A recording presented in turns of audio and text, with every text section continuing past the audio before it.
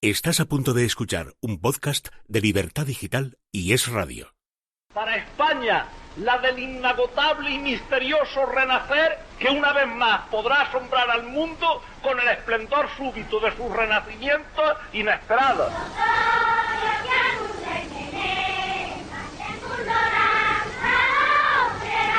Que era una fusión de la comprensión, de la indulgencia y de la esperanza y de la bondad. Ese era Pablo Iglesias. ¡Viva el Partido Socialista!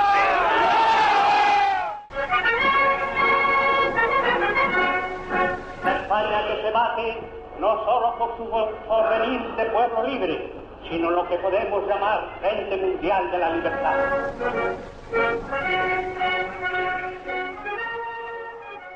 ¿Qué tal? Bienvenidos al podcast de Historia de Libertad Digital, Desmemoria Histórica.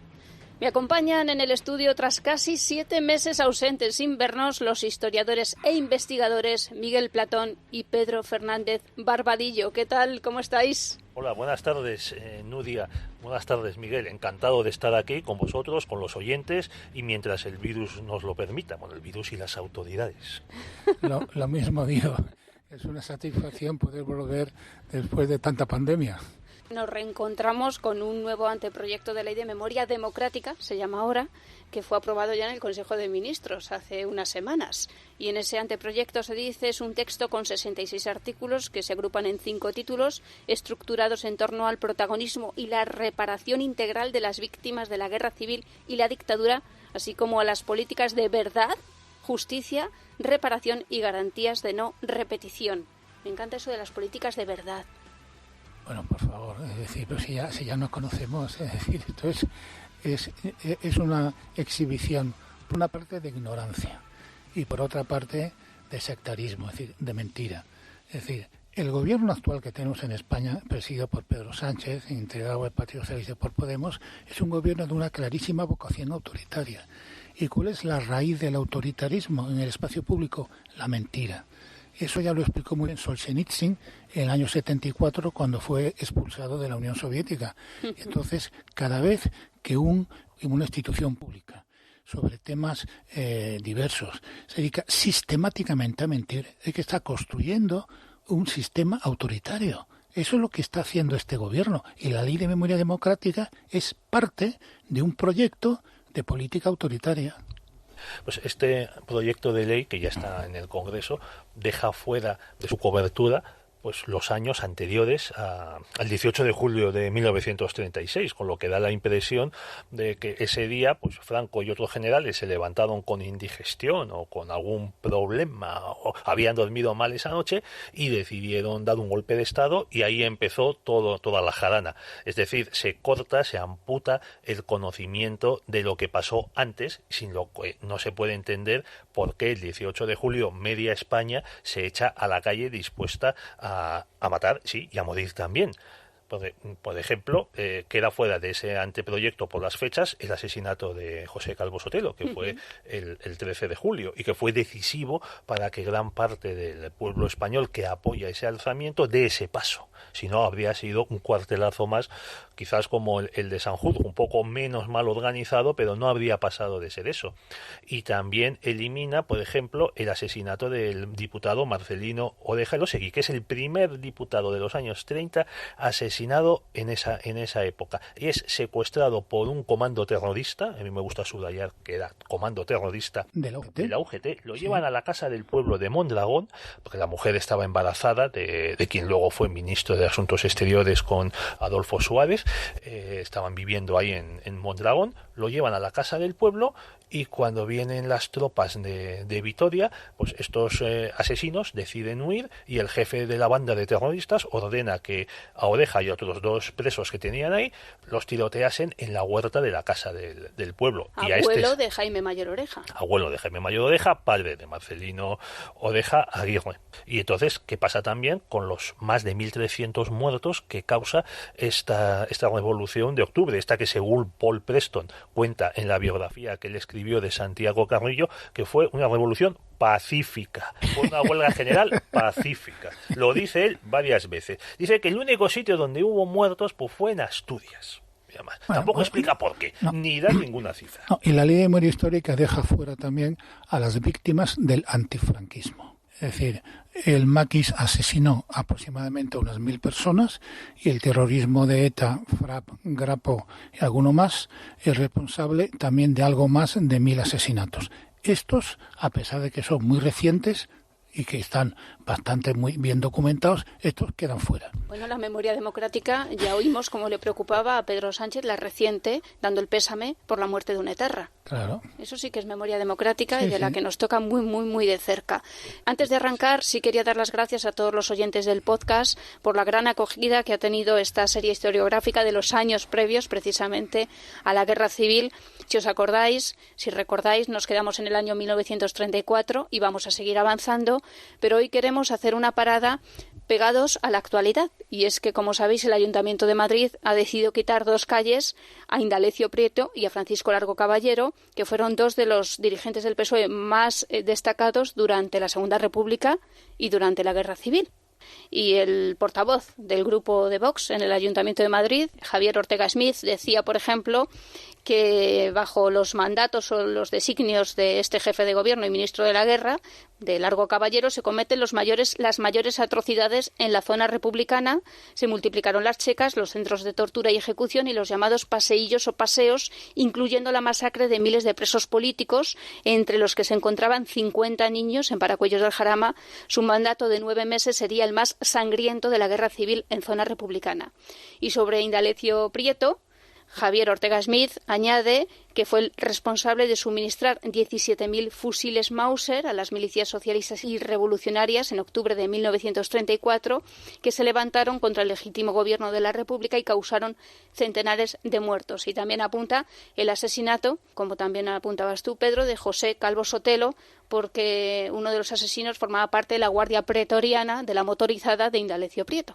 Pues sí, es que son 2 personajes. Todo esto que dice Javier Ortega Smith es verdad, se confirma. Salvo lo de los 50 niños de Paracuellos del Jarama, que en realidad son menores de edad, pero no niños. En aquella época, pues una persona de 19 o 20 años era menor, pero no era un niño. No era un niño. Bueno, se refiere a los casos de estudiantes, adolescentes que habían quedado internos en colegios, en seminarios. Católicos. Y Miguel, muchos de ellos tenían todavía menos de los 19, 18 años. La mayoría de edad, como tú dices, estaban en 21 años. Había chicos, 3 y 4 años. Pero no eran niños de 9, 10, 11 años, no. O sea, es que era la persecución de gente, de pobres muchachos, que es que no tenían derecho al voto. Por cierto, la amenaza fascista, que supongo que podemos hablar de ella, Luis Araquistain, asesor de Largo Caballero, reconoció que en España no existía. Lo reconoció en el artículo del Foreign Affairs de abril de 1934, que decía que en España no había ni un Mussolini, ni un Hitler, ni había un ejército desmovilizado, ni había universitarios sin futuro, por lo que era imposible que saliese la fórmula que crease en España un fascismo. Es verdad, yo estoy en eso más con Miguel, que no hace falta exagerar. No. Pasó, ya es suficiente. Es cierto que hubo algún caso. Yo he encontrado un caso durante la guerra en el cual los republicanos asesinaron a un niño de 12 años. Fue una incursión de guerrilleros en Extremadura y entonces los guerrilleros se llevaron detenidos a la zona republicana pues a un adulto, era un pastor, un adulto y un niño de 12 años que estaba por allí.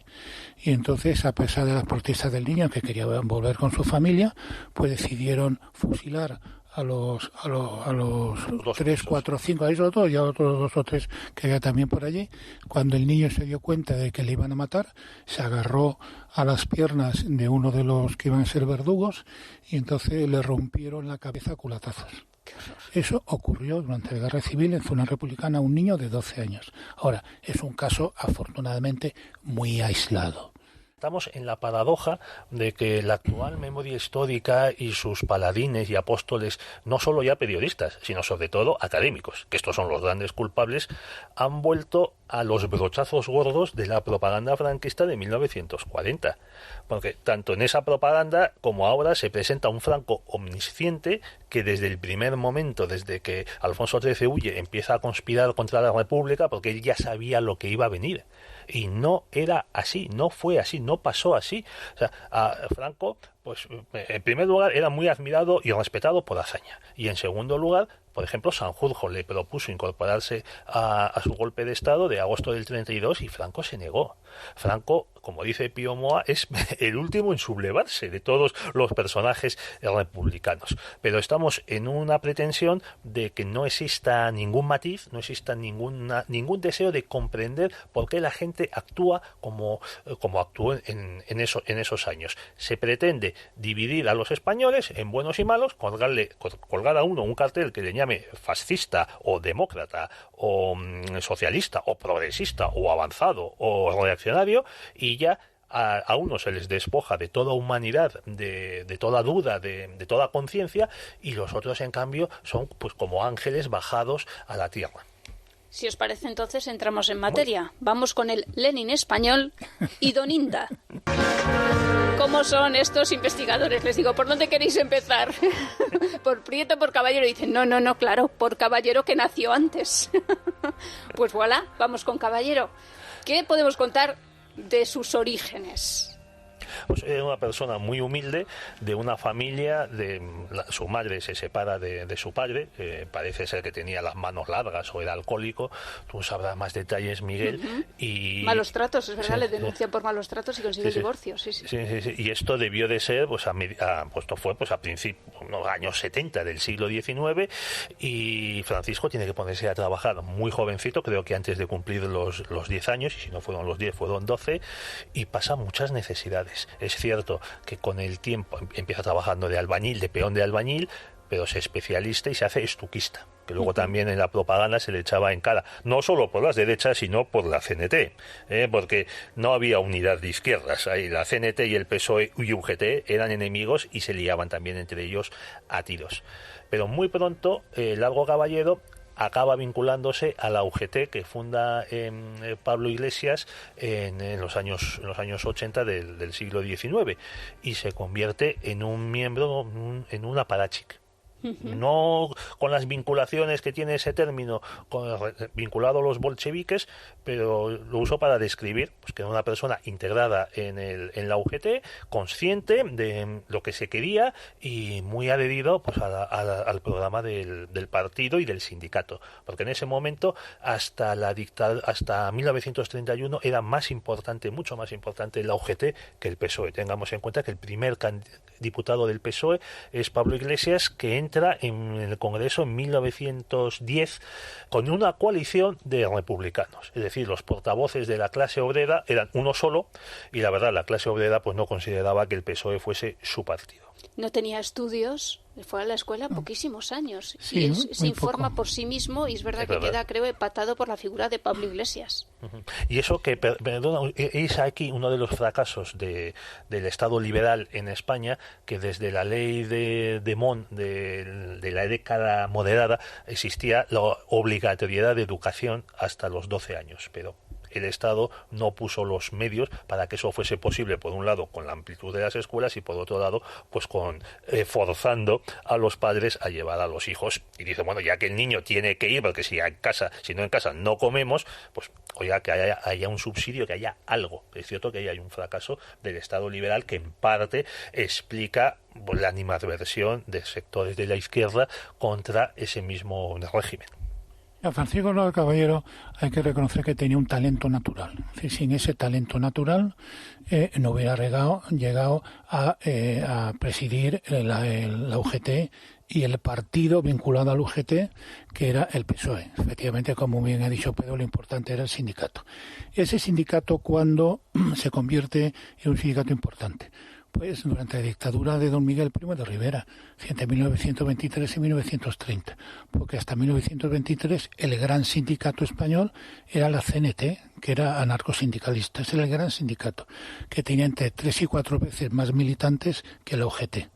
Cuando Primo de Rivera da el golpe de Estado en septiembre de 1923, uno de sus objetivos es alcanzar una paz social. Tiende la mano al sindicato UGT, porque considera que es un sindicato de orden. al revés que la CNT.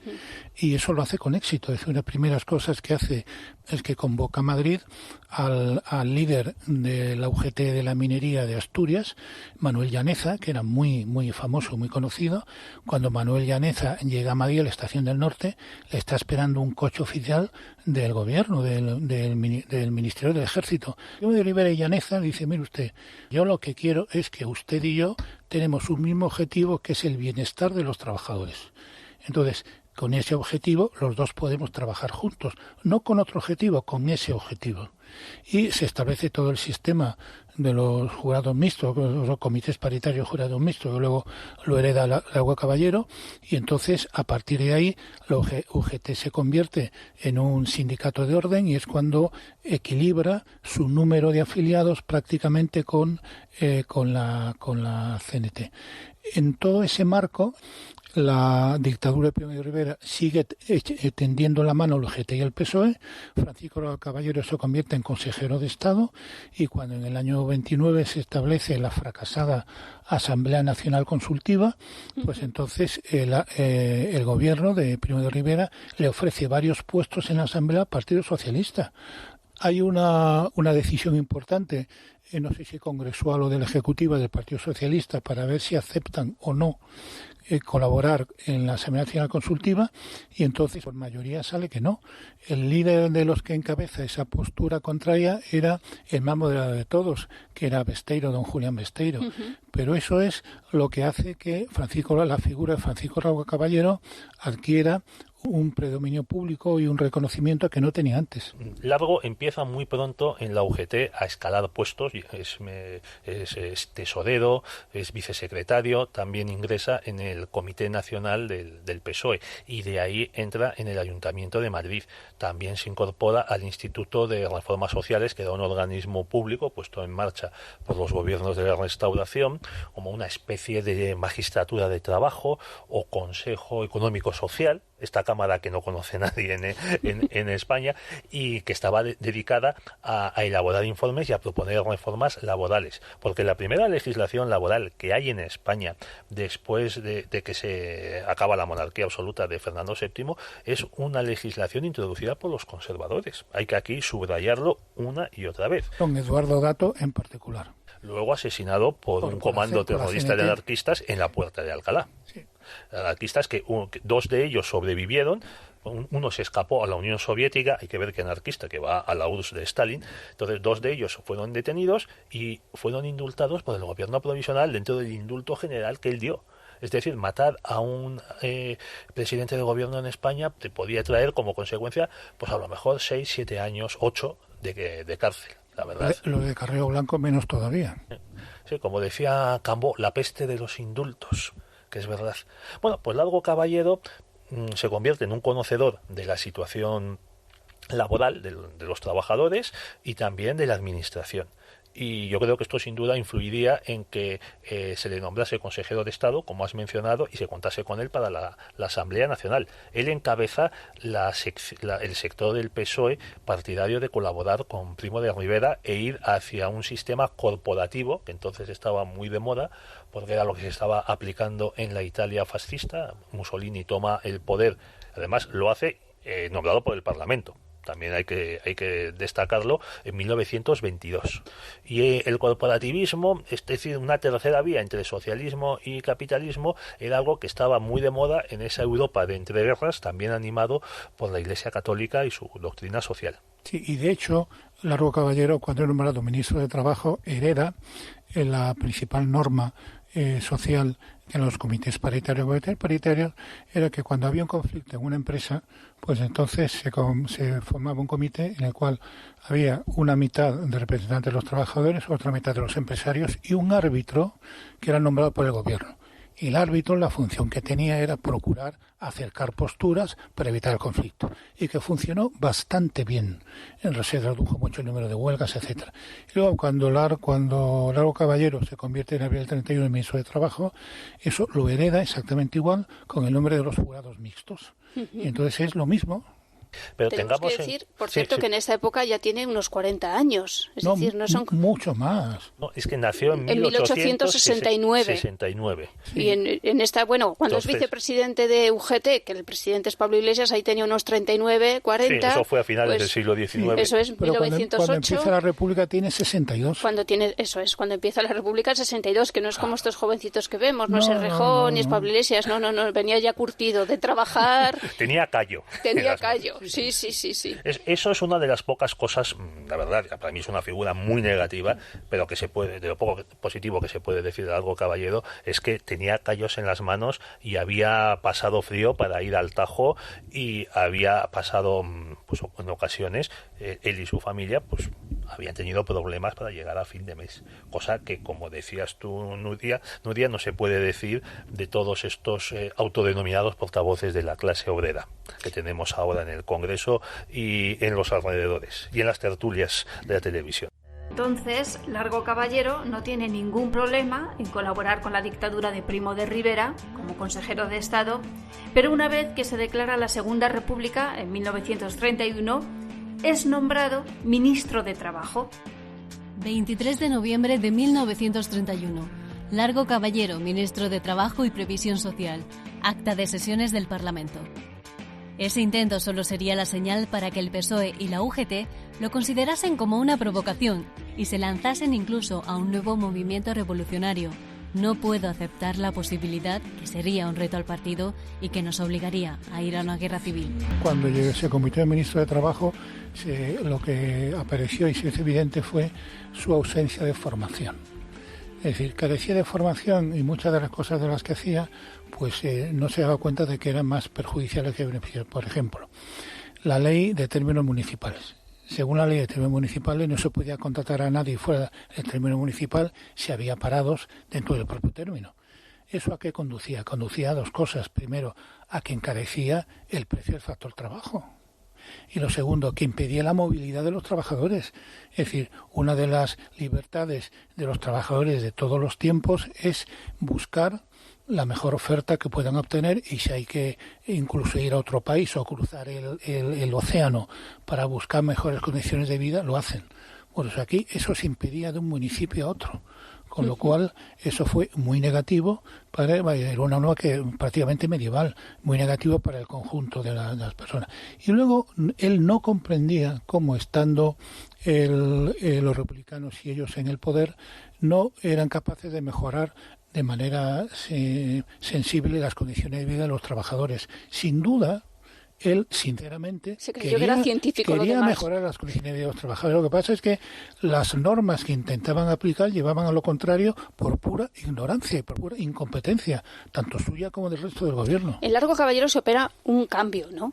De hecho, pasa a denominarse el Lenin español, aunque dicen que nunca leyó a Lenin. Exactamente lo que pasa es lo siguiente. Largo Caballero tiene una primera declaración inquietante en diciembre del 31, cuando justo en los días en los que se aprueba la Constitución, entonces aquí en la prensa, en los medios, pues se hace una encuesta, se hacen declaraciones de los principales políticos acerca de cuáles son sus expectativas. Entonces, Caballero dice que tiene que cumplirse el programa socialista, porque si no se cumple, entonces iríamos a una guerra civil.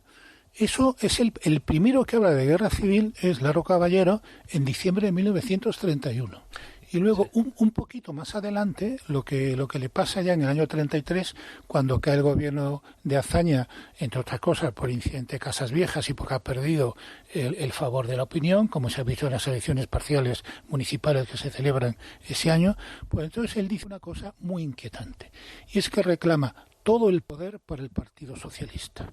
Es decir, literalmente se adelanta un año a Adolfo Hitler, cuando Adolfo Hitler en Nuremberg dice: el futuro nos pertenece por completo. Largo Caballero dice lo mismo que Hitler, pero antes. Es decir, todo el poder debe ser nuestro. Y claro, eso estaba completamente fuera de la realidad, porque en esa campaña electoral del año 33, de elecciones generales de noviembre de 1933, que es cuando en los mítines los militantes socialistas empiezan a clamar «Viva el Lenin español», son los militantes socialistas los que corean «Viva el Lenin español». Hay elecciones generales en noviembre del 33. ¿Cuánto saca el Partido Socialista? El 16% de los votos.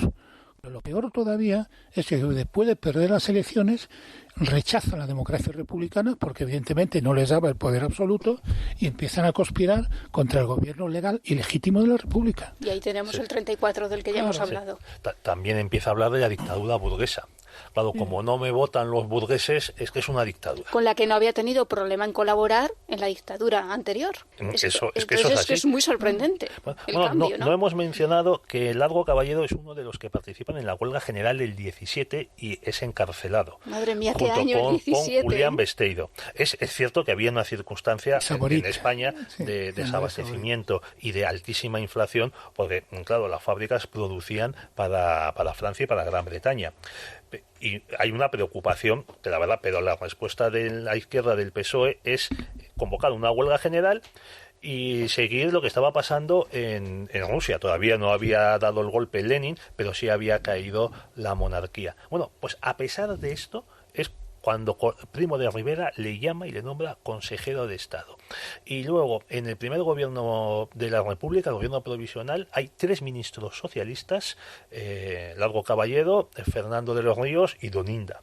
Y dice, bueno, este gobierno, entonces dices, vamos a ver, ¿alguna culpa tendrás tú de lo que está pasando? ¿Alguna responsabilidad? En respuesta a tu pregunta, Nuria, el PSOE se empieza a radicalizar, a escorar hacia la izquierda, con estos antecedentes de colaboracionismo con el Estado burgués por la competencia con la CNT a partir del año 32. Es decir, se empiezan a sentir los efectos de la depresión del 29, no tan numerosos, no tan graves como en Estados Unidos o en Alemania o en Francia, porque la economía española estaba muy aislada del exterior, era una economía que exportaba e importaba muy poco y de autoconsumo, por eso era una economía limitada. Bueno, pues se empieza a sentir ese problema, sobre todo en Madrid no hay un paro obrero considerable en el sector de la construcción y la CNT empieza a captar militantes de la UGT, porque tengamos en cuenta que el PSOE y la UGT son las dos únicas estructuras políticas constituidas que permanecen cuando cae la monarquía de Alfonso XIII y se instaura la República. La CNT había sido triturada por la dictadura de Primo con la colaboración de la izquierda y los partidos dinásticos, liberales, conservadores, la Lliga, habían desaparecido. No quedaba nada. Bueno, empiezan a irse militantes de la UGT a la CNT y entonces la idea que se les ocurre a estos señores tan listos es competir con la CNT en radicalización. Aquí es donde empieza el problema de esta sovietización del PSOE, bolchevización, es así. Y encima tenemos que la CNT desde el año 32 comienza a preparar sus insurrecciones, que se producen varias y en las que mueren docenas de personas, incluso hacen descarrilar un tren con varios muertos. Y en esas circunstancias es cuando llegamos a las elecciones de noviembre del 33, en las que la oposición gana las elecciones. O sea, la oposición con un gobierno republicano y una ley aprobada por los republicanos y las izquierdas gana, y el PSOE se desploma.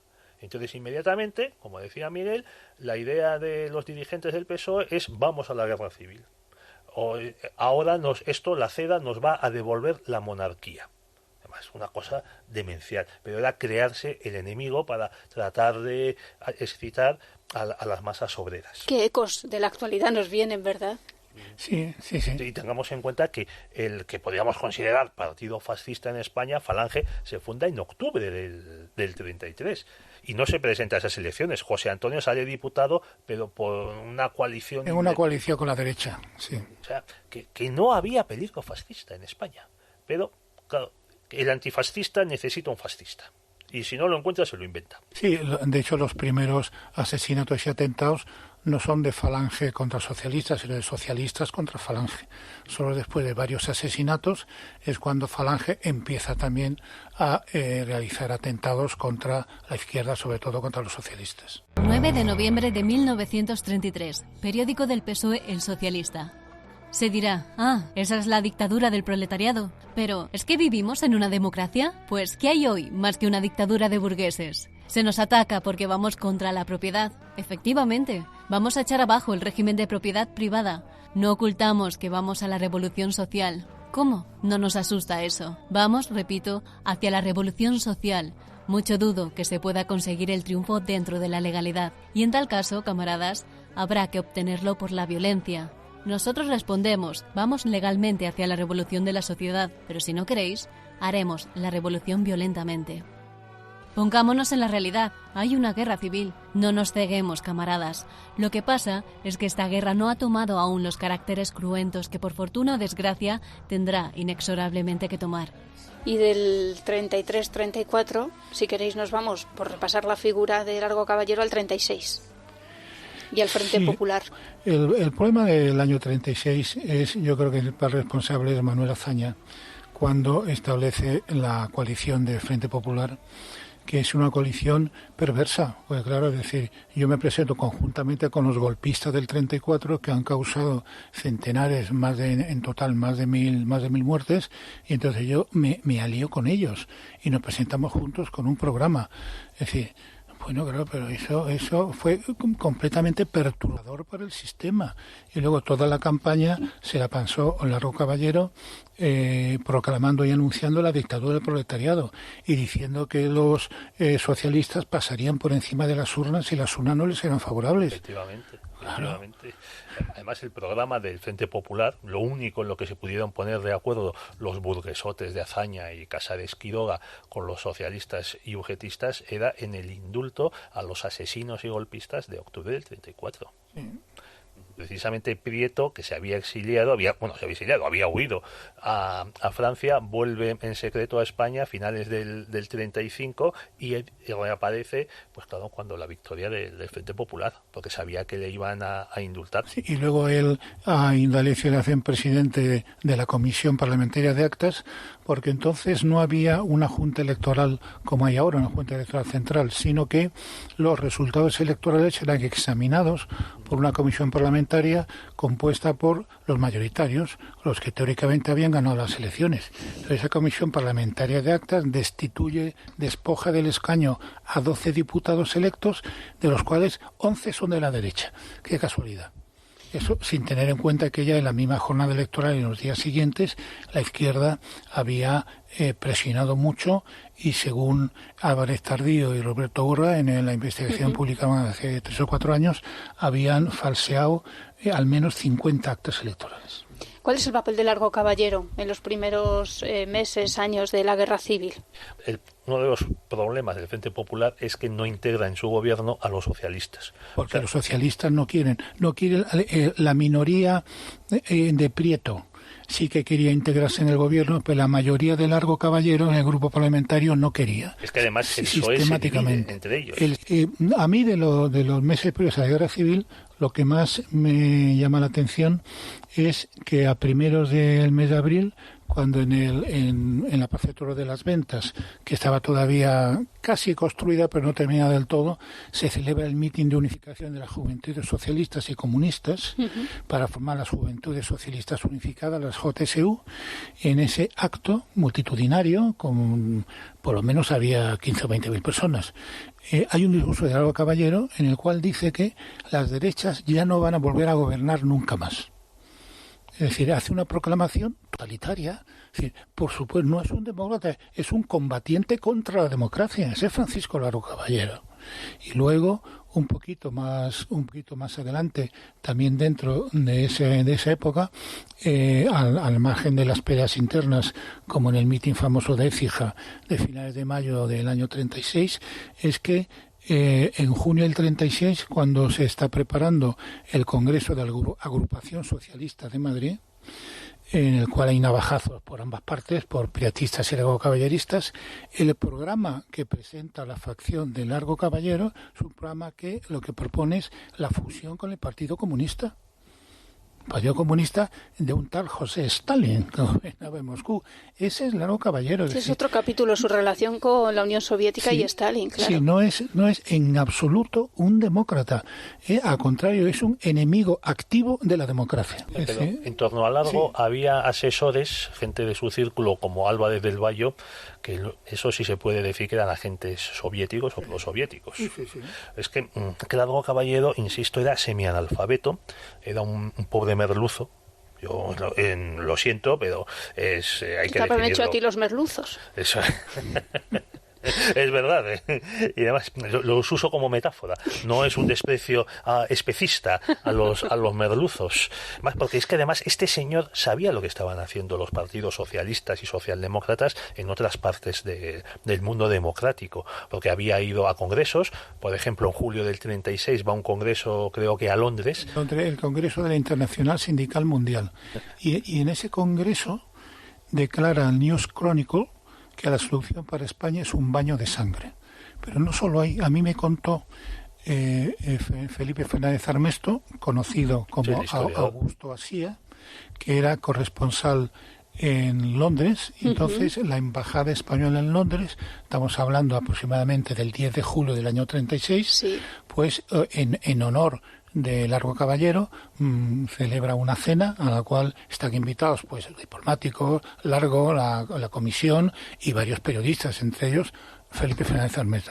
Armesto me ha contado que él le oyó en esa cena a Largo Caballero decir que la solución para España era un baño de sangre. También estuvo en Washington, por cierto. También, viajaba. Es decir, viajó, pero ya cuando era muy mayor, pero en esos viajes conoció perfectamente lo que estaban haciendo los partidos, digamos, socialistas, socialdemócratas, laboristas, pues en Gran Bretaña, en Suecia, en Holanda, en Bélgica, en Dinamarca, y, o sea, sabía que había alternativas y no se le pegó reformistas y no revolucionarias, pero no le dio la gana. Y no solo en ese congreso y en otras ocasiones, tanto los partidos como los sindicatos socialistas del centro y norte de Europa, que eran demócratas, estos sí que eran demócratas, protestaron ante los socialistas españoles por la revolución de Asturias, que consideraban completamente desmedida, y luego sobre todo contra los ataques a las iglesias y la destrucción de templos, de centros políticos derechistas, de periódicos. Eso a los socialistas democráticos del centro y del norte de Europa y de los Estados Unidos les parecía inadmisible. Por eso luego, cuando empieza la guerra, hay mucha frialdad por parte de esos países en apoyar al bando republicano, porque decís que lo que están haciendo estas personas no forma parte de nuestra cultura democrática. Eso es clave. Bueno, Largo viene a España, vuelve en julio del 36 y se encuentra con el comienzo de la Guerra Civil. Durante esos meses, él y Prieto son partidarios de presionan al gobierno burgués de Casares Quiroga y de Diego Martínez Barrio y de José Giral para que entregue armas al pueblo. O sea, el pueblo, como siempre, en este caso, siempre que hablan los socialistas, son sus afiliados. Además, efectivamente, consiguen que se les entregue armas y empieza el baño de sangre en Madrid y en otras ciudades. Y en septiembre, Largo Caballero consigue ser nombrado presidente del gobierno, que encima el gobierno se apellida de la Victoria. Y en ese gobierno aparecen también un tal Juan Negrín, que hasta entonces pues había sido un cargo de segunda fila, una persona de los pocos cultos que había en el PSOE, junto con Julián Besteiro, porque era catedrático de una especialidad médica, políglota, de fisiología, políglota, un hombre con un conocimiento de idiomas asombroso, casado con una ciudadana soviética, cosa que influyó en que fuese bien visto por el PC. Y este es el gobierno que, entre otras cosas, aprueba la salida de las reservas de oro del Banco de España. Subrayo que el Banco de España no era propiedad del Estado, sino que era una institución privada vinculada al Estado, o sea que las reservas no eran del Estado. Exprópiese. Así es, y encima mediante un decreto reservado, o sea, no publicado en la Gaceta. Luego Azaña dijo que él no lo había firmado, esto ya pasó en alguna otra ocasión, y Niceto Alcalá Zamora dijo que su firma había sido falsificada en un par de decretos del gobierno provisional sobre la reforma agraria que él se había negado a firmar, pero que encontró publicados en la Gaceta de Madrid por sus compañeros del Consejo de Ministros. También sobre este decreto reservado se decía que el gobierno iba a dar cuenta a las Cortes de lo que se hiciese con las reservas de oro y plata. Nunca se hizo. Este gobierno traslada las reservas a Cartagena, lo cual se podría hasta cierto punto entender por las necesidades militares. Lo que es incomprensible es que se cargue en cargueros soviéticos y se lleve en octubre a Odesa.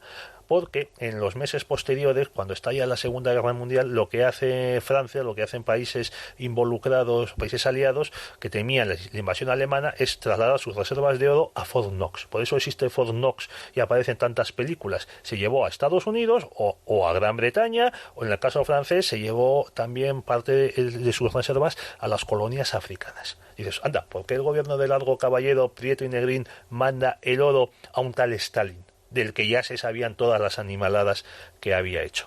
Y este gobierno de Largo Caballero es también el que aprueba la instauración del comisariado político en el Ejército Popular, es el que aprueba la apertura de campos de reeducación. El primer decreto es de diciembre del 36, firmado por Juan García Oliver, y es el gobierno que en marzo del 37, y sobre esto he escrito un artículo en Libertad Digital, del que me siento muy orgulloso, querida Nuria, sobre el racionamiento. Es el primer gobierno que instaura el racionamiento en España, el racionamiento que dura hasta el año 52.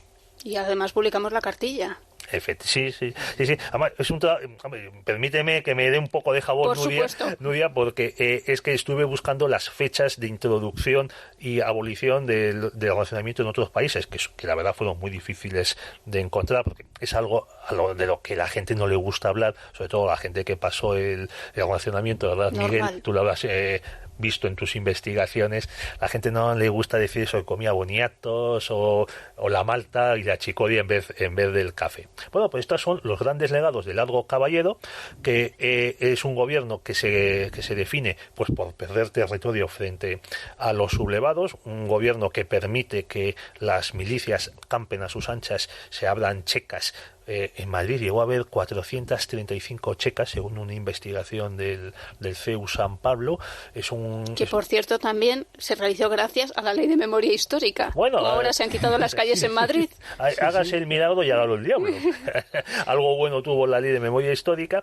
Y, por fin, Largo Caballero cae porque se producen los hechos de Barcelona, en los que el gobierno el gobierno nacional y la Generalidad aplasta cruelmente a tiros y a cañonazos a las milicias de la CNT y del POM, en parte para obedecer los deseos de los asesores soviéticos que querían eliminar al POM y le motejan de trotskista. Y en ese momento, pues Largo Caballero sufre una campaña de desprestigio por parte de los comunistas que habían contribuido a ensalzarle y cae. Y queda totalmente apartado del poder. Le sustituye Juan Negrín, que también ahora está en una campaña de dorarle la peana por parte de gente como Ángel Viñas y Paul Preston, cuando es el actor, te dedicaremos un programa, supongo, Nuria, es el responsable del mayor latrocinio histórico de la historia de España. 21 de abril de 1934. Discurso de Largo Caballero a los jóvenes socialistas. Aprovecho la circunstancia de estar representados aquí los delegados de las Juventudes Socialistas para decir que mantengo el criterio de que hay que apoderarse del poder político revolucionariamente y que es tonto hacerse la ilusión de que vamos a poder adueñarnos de él de otra forma. Tengo que manifestar que la revolución no se hace con gritos de viva el socialismo, viva el comunismo y viva el anarquismo. Se hace violentamente, luchando en la calle con el enemigo. Y no sale dando gritos, sino que cuando lucha lo hace preparado para ello. Cuando llegue este momento, habrá que afrontar la lucha decisivamente. Se nos dice que esto es predicar la violencia, que esto es salirse de la República. Yo digo que no es que nos vayamos, sino que se nos echa de la República. Al Partido Socialista no se le facilitan los medios de vivir en la legalidad. ¿Estaba tutelado, Caballero, por la Unión Soviética y por Stalin? Sí, por lo menos durante bastante tiempo, sí, hasta que deja de estar apoyado. Deja de serles útil. Es útil. Y Juan Negrín todo el tiempo. Sí, Juan Negrín era un tipo muy extravagante, muy extremo en su conducta personal. Vamos, las cosas que cuenta de él Diego Martínez Barrio son tremendas las cosas que cuenta, ¿no? Es que todo lo que sabemos de la conducta moral de Negrín es porque no lo cuentan sus compañeros, Indalecio Prieto y Martínez Barrio. Federico, en Memoria del Comunismo, también recoge algún episodio.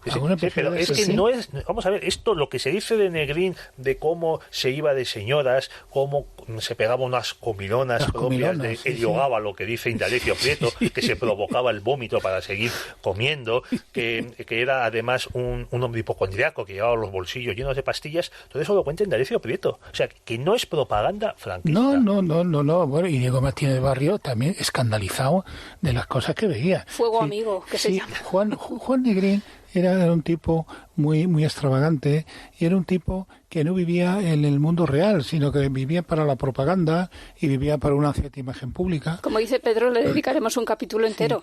La última intervención la leí hace poco, porque está en el diario de sesiones. La intervención de Negrín en suelo español fue en Castillo de Figueras, en la reunión a la que únicamente había 50 o 60 diputados, de lo que habían sido las Cortes de la República.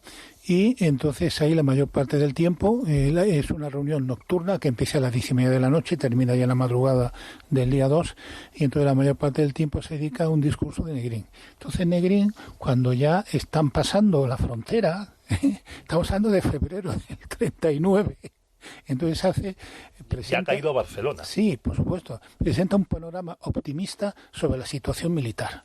Dice, hace una semana la situación era preocupante y grave, hoy ya no es así. Dice, bueno, pero este hombre, ¿en qué mundo vive? Sobre la sesión de Figueras, para acabar de definirla, en ese castillo se tenían guardados parte de los tesoros del Museo del Prado, embalados, que por fortuna no salieron de España. Ahí Azaña se portó bien y, como cuenta él, se negó a firmar un decreto que habría constituido una sociedad en la que se habrían depositado, que habría tenido como patrimonio los tesoros del Museo del Prado, a saber para qué. Un robo, sí, vamos a decir las cosas como eran. Igual que robaron el Museo Arqueológico Nacional todos los tesoros de monedas, igual que robaron el oro, querían robar el Museo del Prado. Tiene un libro, José Calvo Pollato, el hermano de Carmen Calvo, tiene un libro muy interesante sobre eso. Es que las monedas robadas en Madrid aparecieron luego en el Vita. Pero bueno, para acabar con lo de Figueras, Manuel Azaña cuenta que le dijeron que al final de la sesión, después del tostonazo de discurso que soltó Negrín, uno de los diputados no pudo aguantarse más, se arrimó a una pared y orinó. Madre mía. Eso lo cuenta Azaña. Es decir, casi todo lo que sabemos de lo estrafalaria que fue la Segunda República y de cómo eran estos señores, lo sabemos porque todos lo han contado. Y les damos las gracias. Sí, señora. Estamos muy agradecidos. Curiosamente, solo hay dos personajes de la República que no han escrito, o no les dio tiempo a escribir sus memorias. A José Antonio, obviamente, porque fue asesinado con 33 años, y luego Franco. De Franco, hombre, hay quien dice que están las memorias guardadas en una caja fuerte y demás, pero que claro, que serían el libro más vendido del siglo XX. Para apurar los últimos minutos, dos cuestiones. ¿Largo Caballero pudo evitar el ajusticiamiento de Primo de Rivera? Claro, porque el presidente de José Antonio del Consejo de Ministros, naturalmente, y entonces la capacidad de indulto la tenía, y desde luego sabiendo, como desde luego sabía, que estaban juzgando a José Antonio Primo de Rivera y que había sido condenado a muerte, el gobierno podía haber intervenido. No lo hizo, y José Antonio fue fusilado en la prisión de Alicante. Por cierto, acabo de encontrar estos días, exactamente ayer, acabo de encontrar una declaración notarial de Pilar Primo de Rivera, de todas las mujeres Primo de Rivera, incluidas las viudas de maridos asesinados, incluida la tía Ma, hermana del dictador Primo de Rivera, en la cual piden el indulto del director de la prisión. Madre mía. Porque dicen que se había portado muy bien. Y lo consiguen, por supuesto. De toda la prisión de Alicante, donde fue fusilado Primo de Rivera, fue condenado a muerte después de la guerra y luego indultado. Es que no solo fue fusilado José Antonio, sino un hermano suyo. No, vamos a ver. El director de la prisión, se llamaba de segundo apellido Orrios, fue condenado a muerte porque cumplió una orden que le había llegado, que era un juez de instrucción, para entregar a 52 detenidos que fueron ejecutados. por eso fue condenado a muerte. Y entonces, por iniciativa de Pilar Primo de Rivera y todas las mujeres, declaran que a favor de él y le avalan. Y para acabar, vamos con el final de Largo Caballero, del exilio. Bueno, piden, sí, él está en la zona de Vichy. Se exilia a París. Sí, piden el gobierno español, el gobierno de Franco pide la extradición, igual que le había pedido para Zugazagoitia, para Companys, sí. Y entonces hay una decisión judicial del tribunal de Vichy que no concede la extradición. Cuando a finales del año 42 Alemania ocupa toda Francia, capturan a Largo Caballero, pero no le entregan a España, sino que lo llevan a un campo de concentración situado cerca de Berlín, en Oranienburg. Y allí es liberado en abril del 45 por los soviéticos y muere al año siguiente en París. Que creo que luego le colman de honores. Le llevan a un hotel, le cuidan los soviéticos. Sí. Es muy curioso. Y creo que el entierro fue multitudinario. Sí, es muy curioso. Iba a decir que Indalecio Prieto está ya fuera de España preparándose el retiro desde diciembre del año 38. También había caído como ministro, con la excusa de asistir a la toma de posesión del presidente de Chile. Que Prieto tira para América. Y ahí es donde empieza a preparar. Largo Caballero, creo que se habían quedado dos familiares en España y decide quedarse en París. Pero Largo Caballero al menos tiene esa decencia de permanecer en España hasta los últimos meses y salir a Francia. También le ofrecen, es verdad, cuando estalla la Segunda Guerra Mundial, pues le aconsejan sus compañeros que pasase a Gran Bretaña o a América, y él se niega. Y luego, que esto sí conviene destacar, en el año y medio que mantiene vivo, que después de acabar la guerra, resulta que se convierte en anticomunista furibundo. Qué casualidad, qué pena que no hubiese sido así de anticomunista durante los años 30, lo que nos habríamos ahorrado de si este señor hubiese sido más sensato y no hubiese sido pues un demagogo revolucionario y hubiese jugado pues a ser el Lenin español. Un hijo de Largo Caballero, pequeño, que estaba haciendo el servicio militar en julio del 36, lo estaba haciendo en el Regimiento de Divisiones del Pardo.